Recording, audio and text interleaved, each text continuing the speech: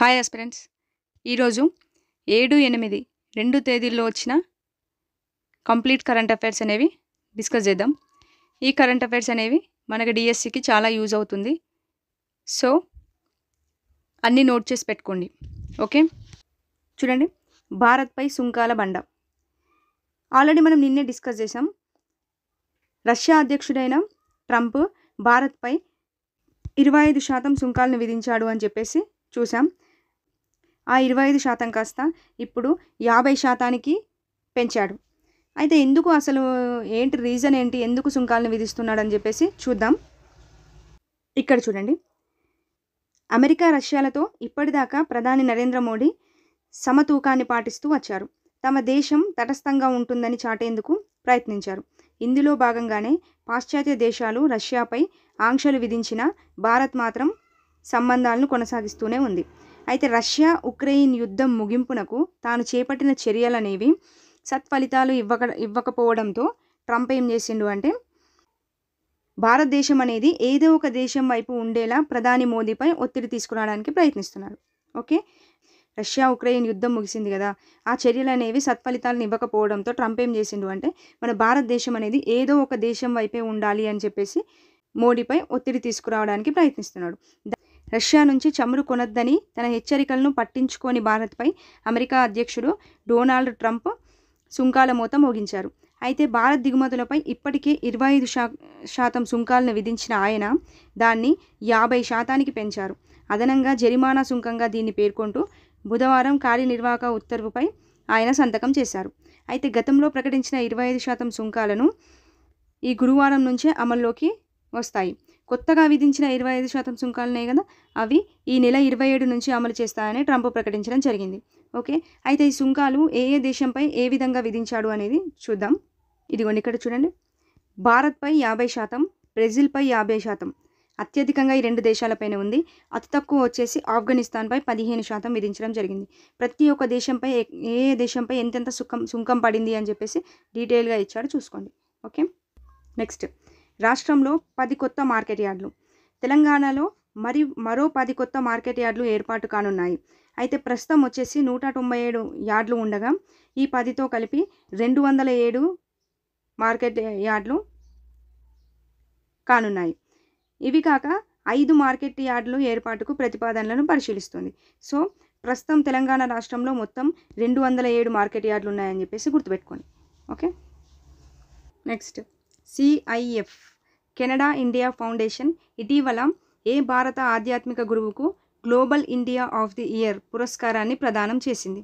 Okay, global India of the year పురస్కారం వచ్చేసి Sadhguru Jaggi Vasudev. Okay, Sadhguru Jaggi వాసుదేవ్కి global Indian of the year అనే అవార్డు వచ్చింది. నెక్స్ట్ చూడండి. 2024 ACI హాబ్ కనెక్టివిటీ ర్యాంకింగ్స్లో ఆసియా పసిఫిక్ మధ్య పాశ్చాత్య ప్రాంతంలోని టాప్ 10 విమానాశ్రయాల్లో స్థానం పొందిన భారతీయ విమానాశ్రయం ఏది? ఓకే, ఆన్సర్ వచ్చేసి ఇందిరాగాంధీ అంతర్జాతీయ విమానాశ్రయం. ఇది 10వ ర్యాంక్లో నిలిచింది. జాబితాలోని ఏకైక భారతీయ విమానాశ్రయంగా నిలిచిందని చెప్పవచ్చు. అయితే దుబాయ్ అంతర్జాతీయ విమానాశ్రయం, షాంఘై పుడాంగ్ అంతర్జాతీయ విమానాశ్రయం, దోహాలోని హమద్ అంతర్జాతీయ విమానాశ్రయాలు తొలి 3 స్థానాల్లో ఉన్నాయి. తొలి 3 స్థానాల్లో ఉన్న ఏది? మన ఇందిరాగాంధీ అంతర్జాతీయ విమానాశ్రయానికి 10వ ర్యాంక్ అనేది వచ్చింది. సో ఇవి 3 గుర్తుపెట్టుకోవాలి. Okay, next. అంతర్జాతీయ ఎవరెస్ట్ దినోత్సవాన్ని ఏటా ఏ రోజున నిర్వహిస్తారు? సో అంతర్జాతీయ ఎవరెస్ట్ దినోత్సవం వచ్చేసి May 29.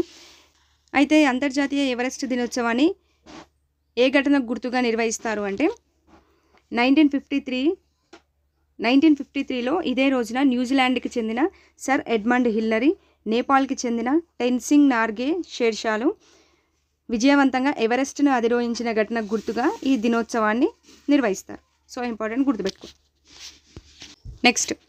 ప్రధాని వద్దకు సిరిసిల్ల శాలువా. సిరిసిల్ల పట్టణానికి చెందిన చేనేత కళాకారుడు నల్లా విజయ్ ఆపరేషన్ సింధూర్ లోగోతో అగ్గిపెట్టెలో ఇమిడే శాలువాను రూపొందించారు. చేనేత దినోత్సవాన్ని పురస్కరించుకొని ప్రధాని మోదీ గారికి మెదక్ ఎంపీ రఘునందన్ రావు గారు శాలువాను మోదీకి కప్పి చేనేత శుభాకాంక్షలు తెలపడం జరిగింది. సో ఈ శాలువాను రూపొందించింది సిరిసిల్ల పట్టణానికి చెందిన చేనేత కళాకారుడు నల్లా విజయ్. ఆపరేషన్ సింధూర్ లోగోతో ఈ శాలువాను రూపొందించడం జరిగింది. సో గుర్తుపెట్టుకోండి. నెక్స్ట్, చేనేత సేవా కేంద్రానికి జాతీయ పురస్కారం. చేనేత సంక్షేమ పథకాలను విజయవంతంగా అమలు చేసినందుకు రాష్ట్ర చేనేత సేవా కేంద్రం డైరెక్టర్ అయిన అరుణ్ కుమార్కు జాతీయ పురస్కారం అనేది లభించింది. అయితే ఈ పురస్కారానికి 38 దరఖాస్తులు రాగా తెలంగాణకి అవార్డు దక్కిందని అరుణ్ కుమార్ పేర్కొనడం జరిగింది. ఓకే, ఇది వచ్చేసి కేంద్ర మంత్రి గిరిరాజ్ సింగ్ చేతుల మీదుగా ఈ పురస్కారాన్ని అరుణ్ కుమార్ అందుకోవడం జరిగింది. సో గుర్తుపెట్టుకోండి. నెక్స్ట్, మిజోరం విశ్వవిద్యాలయంలోని జంతుశాస్త్ర విభాగ పరిశోధకులు స్మితోఫిస్ లాఫ్టోఫాసియాటస్ అనే కొత్త పాము జాతిని కనుగొన్నారు. ఈ జాతి లక్షణాలు, DNA తదితర అంశాలపై పరిశోధన చేసిన తర్వాత దాన్ని కొత్త జాతిగా గుర్తించినట్లు విభాగ అధిపతి ప్రొఫెసర్ లాల్ రెమ్సంగా పేర్కొన్నారు. అయితే ఇవి ప్రధానంగా భారతదేశంలోని ఈశాన్య ప్రాంతాల్లో కనిపిస్తాయని పేర్కొన్నట్లు తెలిపారు. సో మిజోరం విశ్వవిద్యాలయంలోని జంతుశాస్త్ర విభాగ పరిశోధకులు కనుక్కున్న కొత్త పాము జాతి ఏది అంటే స్మితోఫిస్ లాఫ్టోఫాసియాటస్. సో గుర్తుపెట్టుకోండి. నెక్స్ట్ ఈ కరెంట్ అఫైర్ చూడండి. Indira Gandhi and the years that transformed India అనే పుస్తకాన్ని ఇటీవల ఎవరు రచించారు అంటే శ్రీనాథ్ రాఘవన్.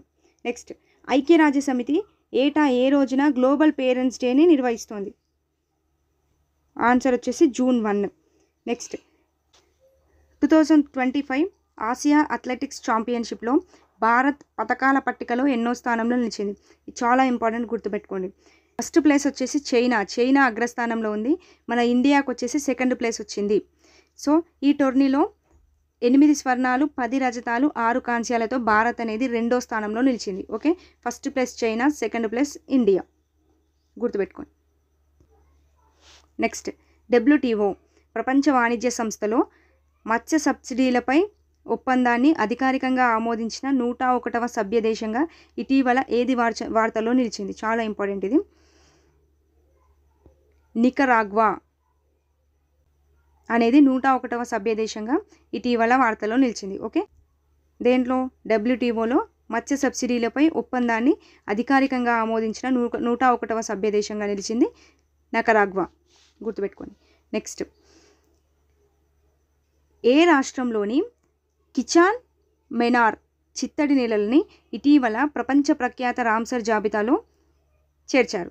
ఓకే, ఏమేమిటి? కిచాన్ మెనార్ అనే చిత్తడి నేలలు ఇవి వచ్చేసి రాజస్థాన్ రాష్ట్రంలో ఉన్నాయి. ఈ రాజస్థాన్ రాష్ట్రంలో ఉన్న కిచాన్ మెనార్ అనే చిత్తడి నేలలని రామ్సర్ సైట్ జాబితాలో చేర్చడం జరిగింది. అయితే వీటి చేరికతో భారత్లో మొత్తం 91 రామ్సర్ ప్రదేశాల సంఖ్య అనేది ఉంది.